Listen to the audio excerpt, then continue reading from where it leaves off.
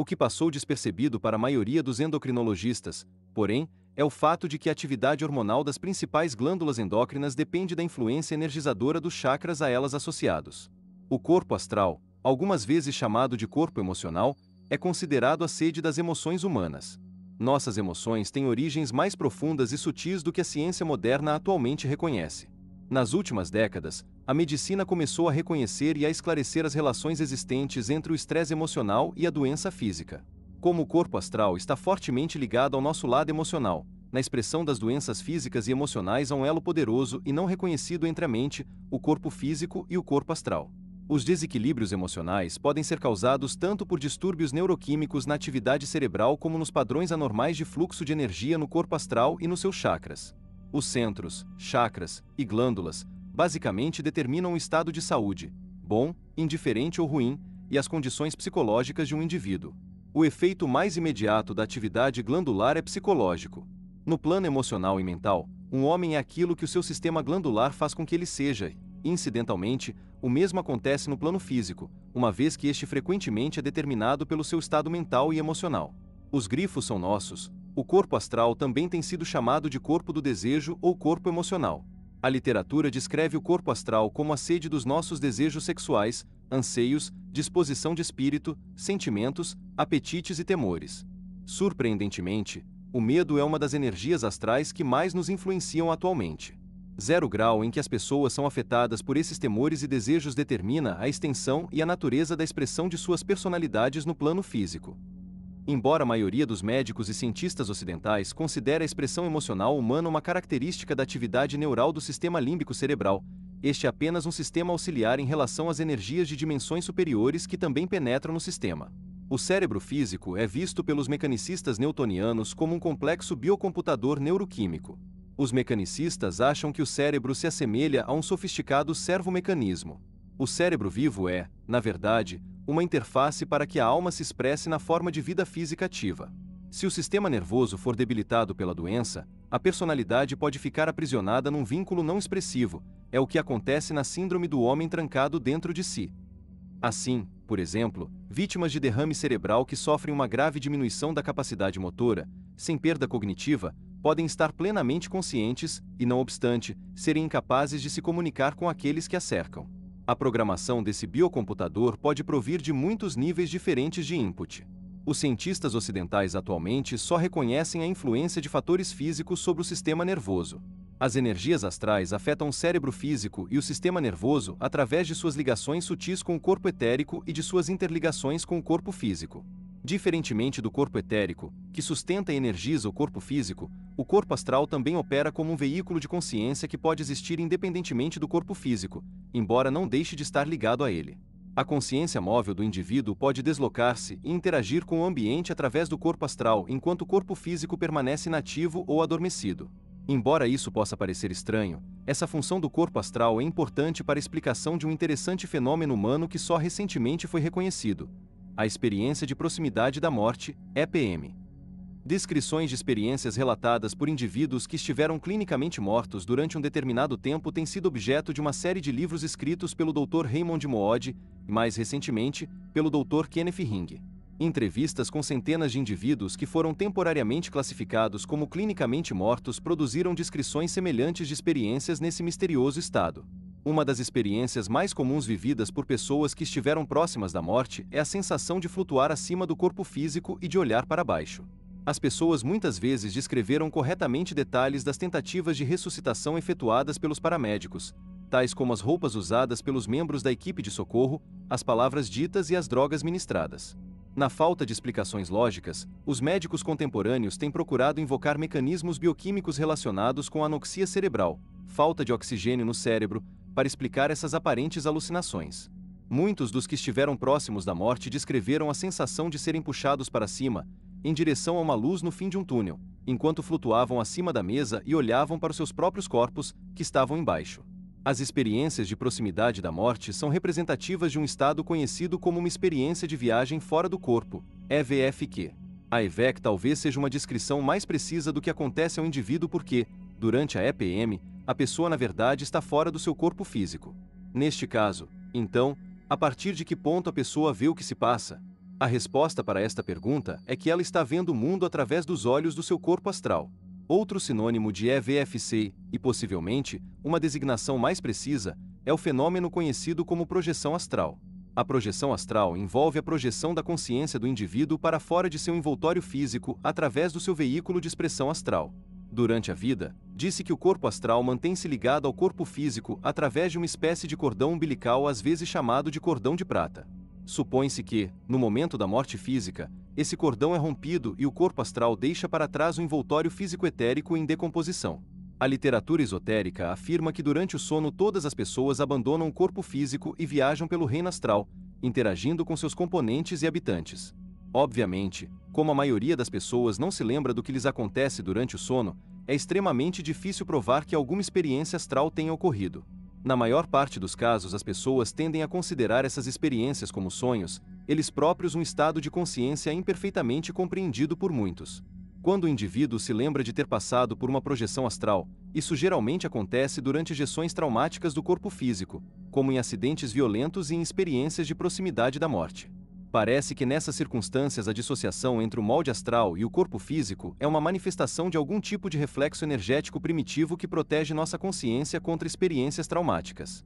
Todavia, foram descobertos alguns indivíduos bem dotados que têm a capacidade de se auto-induzirem repetidamente a essas experiências de viagens para fora do corpo e de projetarem seus seres astrais para locais remotos. Depois de voltarem ao estado de vigília, muitos desses EVFC conseguem lembrar-se de extraordinárias visões e de importantes informações relativas às suas jornadas astrais. Tanto no passado como no presente, houve diversos esforços de pesquisa que tentaram confirmar a existência do corpo astral e de suas experiências no domínio do plano astral, o plano da matéria de que o corpo astral é composto. Experiências pioneiras realizadas pelo Dr. Robert Morris na Fundação de Pesquisa Psíquica, em Durham, Carolina do Norte, tentaram reunir evidências físicas que confirmassem a presença do corpo astral em lugares remotos. Morris trabalhou com Keith Harary, um estudante de psicologia que afirmava ser capaz de projetar sua consciência para fora do seu corpo físico e para dentro de seu corpo astral. Morris idealizou um método incomum para detectar a presença do molde astral de Harary, que em seu estudo foi chamado de segundo corpo. Ele primeiramente tentou utilizar um detector vivo, isto é, o gatinho de estimação de Harary. Verificou-se que, quando o corpo astral de Harary estava presente na sala, o gatinho, normalmente ativo e irrequieto, deitava-se e ficava quieto. A fim de quantificar a atividade do gato, ele foi colocado num compartimento aberto dividido em 24 quadrados numerados com 25 centímetros de lado. O número de quadrados que o gato percorria num determinado espaço de tempo podia ser usado como um índice de movimentação. O gato foi filmado durante os períodos de controle e nos períodos experimentais, quando Harary tentava projetar sua consciência para dentro da câmara especial de experimentação. Durante os períodos de controle, sem EVFC, o gato mantinha-se bastante ativo e miava frequentemente. Ele cruzava um grande número de quadrados e tentava sair do compartimento. Em contraste, verificou-se que, quando o segundo corpo de Harary estava supostamente presente, o animal ficava extremamente calmo e quieto. Esse resultado repetiu-se durante 4 sessões experimentais. Por mais irrelevantes que esses dados possam parecer, os resultados sugerem que o gatinho conseguia detectar a presença do aparentemente invisível corpo astral de Harary. Em outro experimento, no qual foi utilizada uma cobra como detector vivo, houve alterações semelhantes no comportamento do animal durante as tentativas EVFC bem-sucedidas de Harary. Infelizmente, os animais tendiam a se adaptar rapidamente ao ambiente experimental e logo transformavam-se em indicadores pouco confiáveis da projeção astral. Uma outra abordagem interessante, descrita pelo Dr. Carlis Oziz na Associação Norte-Americana para Pesquisa Psíquica, em Nova York, utilizou os dons do psicólogo Alex Tanous, também dotado da capacidade de viajar fora do corpo. Como é teoricamente impossível obter informações a respeito de locais distantes através da clarividência ou do uso de processos psíquicos que não a projeção astral, Oziz criou um dispositivo especial que apresentava diferentes imagens a um observador dependendo da posição a partir da qual ele era visto. Várias figuras foram colocadas numa caixa, de tal modo que uma extraordinária ilusão de ótica só poderia ser vista por um observador que a olhasse por uma vigia situada numa de suas paredes laterais. Se o arranjo dos elementos contidos no interior da caixa fosse observado a partir de cima ou de dentro, a pessoa veria uma figura geométrica diferente daquela visualizada a partir da vigia. Além disso, Morris colocou detectores de tensão elétrica dentro da caixa para determinar se havia efeitos energéticos mensuráveis no momento em que o corpo astral estivesse observando seu interior. Nas vezes em que Tanous foi bem-sucedido ao projetar-se, Ele disse ter visto imagens que estavam correlacionadas com a visão da ilusão de ótica. Além do mais, durante essas projeções bem-sucedidas, os detectores de tensão elétrica registraram importantes flutuações na saída de energia, indicando que havia ocorrido alguma espécie de perturbação energética associada à presença do corpo astral. Uma abordagem um pouco mais sofisticada, com resultados igualmente positivos, foi levada a cabo no Instituto de Pesquisa Stanford pelos físicos Targ e Puthoff, que fizeram uso de um magnetometro blindado supercondutor. Esse aparelho pesadamente blindado, também conhecido como detector quark, era na verdade parte de um experimento que estava sendo realizado pelo Departamento de Física da Universidade Stanford. Foi solicitado a Ingo Svan, uma das pessoas dotadas da capacidade EVFC que participaram do estudo de Targ e Puthoff, que tentasse concentrar-se e projetar sua consciência para dentro do magnetometro blindado.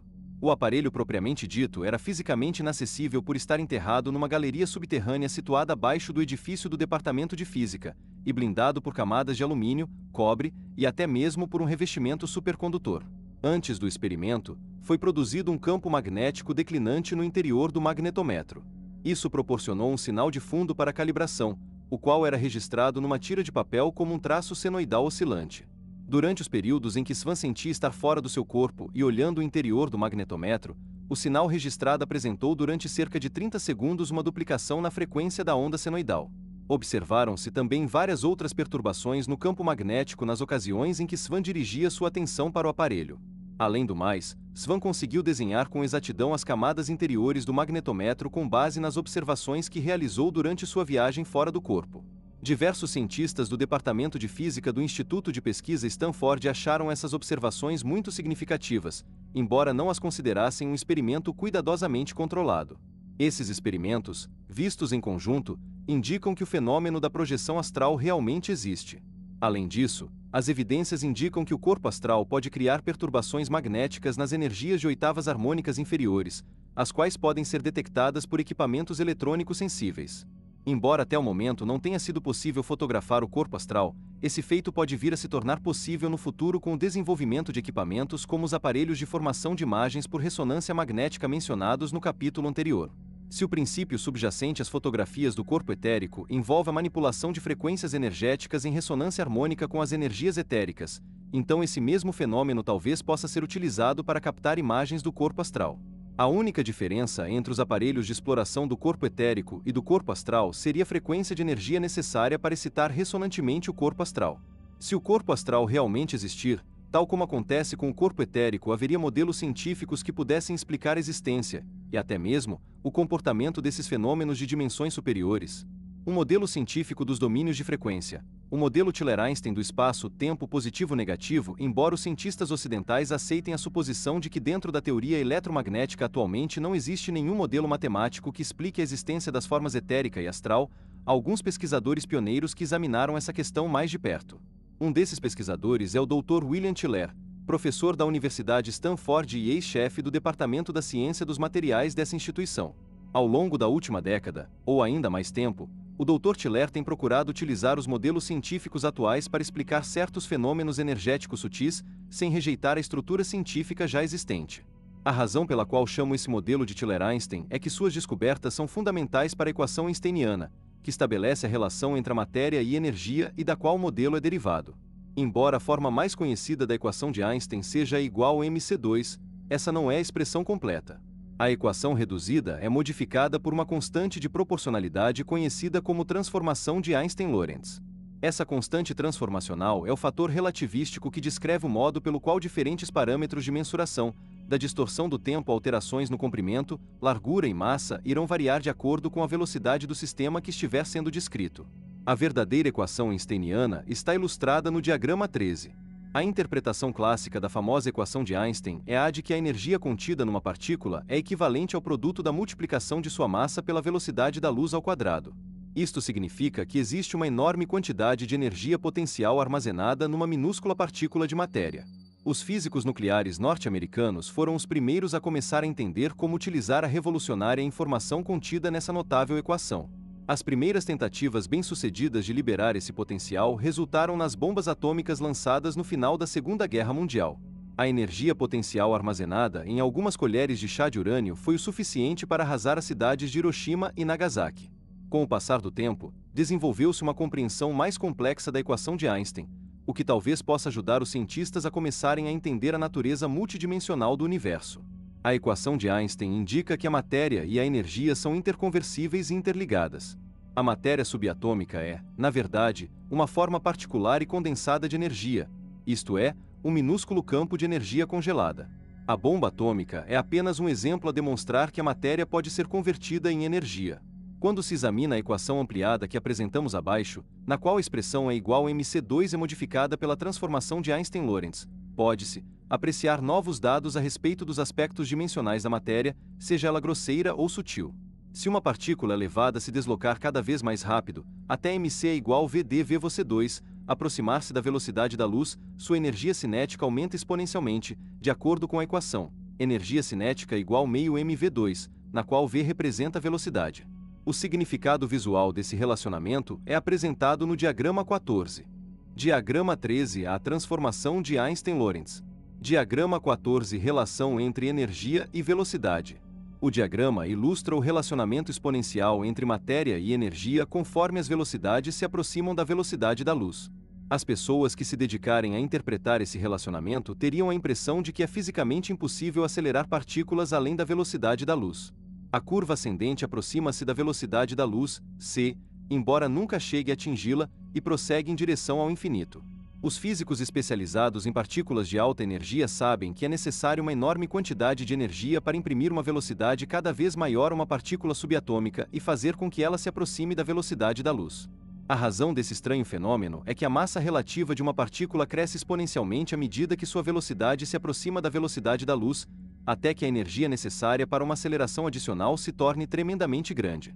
Esta é, obviamente, a energia necessária para acelerar uma partícula física de matéria. Por enquanto, a maioria dos físicos tem aceitado a aparente impossibilidade de se acelerar a matéria para além da velocidade da luz.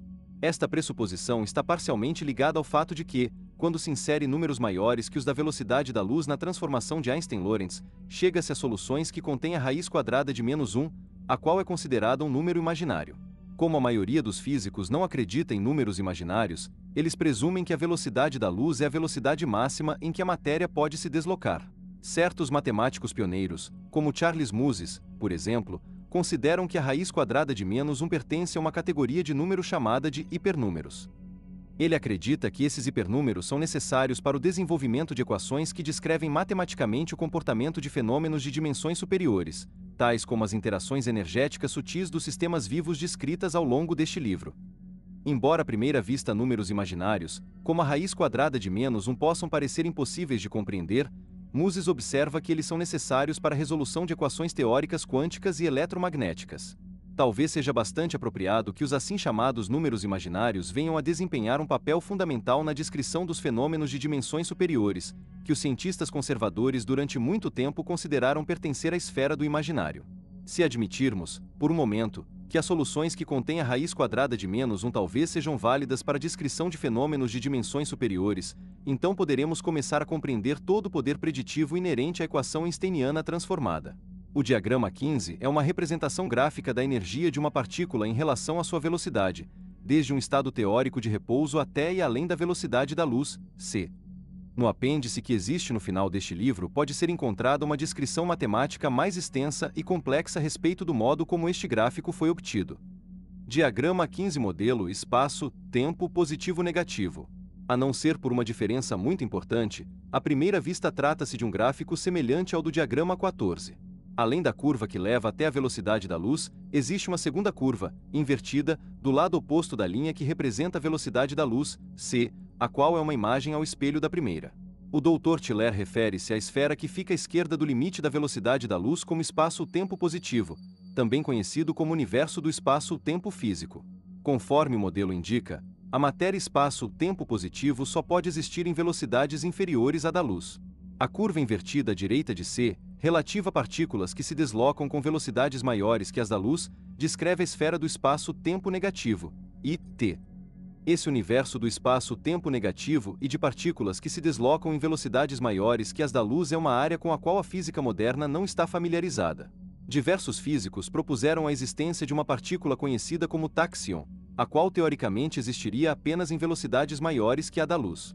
As propriedades dessas estranhas partículas que se deslocam com velocidades maiores que as da luz são bastante interessantes. Enquanto a matéria espaço-tempo positivo está associada às forças da eletricidade e da radiação eletromagnética, a matéria espaço-tempo negativo está associada principalmente ao magnetismo e a uma força que Tiller chama de radiação magnetoelétrica. Sabemos, por exemplo, que as partículas que constituem o átomo físico têm carga elétrica positiva, negativa ou neutra. A teoria eletromagnética prevê que monopolos magnéticos, partículas com cargas magnéticas norte ou sul, devem existir na natureza. Até o momento, ninguém conseguiu isolar os monopolos magnéticos ou detectá-los de forma consistente. Se essa partícula pertencer à esfera dos domínios taquiônicos, como aqueles do modelo tilleriano espaço-tempo negativo, então é possível que nossos equipamentos de detecção sejam inapropriados para a tarefa em questão. Existem outras interessantes propriedades das partículas do espaço-tempo negativo que são relevantes para as nossas discussões a respeito das energias sutis. Como todas as soluções da transformação Einstein-Lorentz para velocidades maiores que as da luz são negativas, então as partículas do espaço-tempo negativo devem ter massa negativa além dos mais. Uma das propriedades apresentadas pela matéria do espaço-tempo negativo deveria ser uma entropia negativa. A entropia é um termo que descreve a tendência para a desorganização de um sistema. Quanto maior a entropia, maior o grau de desordem de um sistema. De maneira geral, a maioria dos sistemas do universo físico caminha rumo a uma entropia positiva crescente e a um maior grau de desordem. Isto é, as coisas tendem a se desintegrarem. A exceção mais notável desse regime entrópico do sistema físico é encontrada no comportamento dos sistemas vivos. Os sistemas biológicos assimilam matéria-prima, alimento, e organizam esses componentes simples, transformando-os em complexas estruturas macromoleculares, tais como proteínas, DNA, colágeno, etc. Os sistemas vivos apresentam a propriedade da entropia negativa, ou seja, tendem para um grau decrescente de desordem. Eles incorporam substâncias que são decompostas em elementos menos organizados, e em seguida, utilizam-nos para a síntese de sistemas mais organizados. Os sistemas vivos absorvem matéria-prima e energia e fazem com que elas se auto-organizem em complexos subcomponentes estruturais e fisiológicos. Poder-se-ia dizer, portanto, que a força vital parece estar associada a características entrópicas negativas. Quando o corpo morre e a força vital abandona a forma física, o envoltório vazio remanescente é novamente transformado, através dos micro-organismos do solo, em seus constituintes básicos, num claro exemplo de processo entropicamente positivo. O corpo etérico, um molde holográfico de energia auto-organizado, também parece apresentar propriedades entrópicas positivas. O corpo etérico provê aos sistemas celulares do corpo físico suas propriedades organizativas espaciais. Essa característica entrópica negativa das energias vitais sutis e do molde etérico parece satisfazer pelo menos a um requisito da matéria espaço-tempo negativo de Tiller. Além disso, a matéria espaço-tempo negativo é de natureza basicamente magnética. Nos experimentos de Bernard Grada acerca dos efeitos sobre os sistemas vivos da cura por imposição das mãos, foi descoberto que a taxa de crescimento de plantas podia ser acelerada tanto por água tratada com ímã quanto por água tratada por uma pessoa dotada de poderes curativos. Foram também encontradas diversas outras semelhanças entre águas tratadas por ímãs e por pessoas com poder de cura. O químico Robert Miller descobriu que sulfato de cobre dissolvido em água destilada comum forma cristais monoclínicos verde-jade quando se precipita. Se a solução de sulfato de cobre é exposta às energias das mãos de um curandeiro ou a um forte campo magnético, sempre se formam cristais azul turquesa, de granulação mais grosseira, em lugar das características estruturas verde-jade. Esta talvez seja uma propriedade de pontes de hidrogênio modificadas e de subsequentes alterações na coordenação de complexos químicos.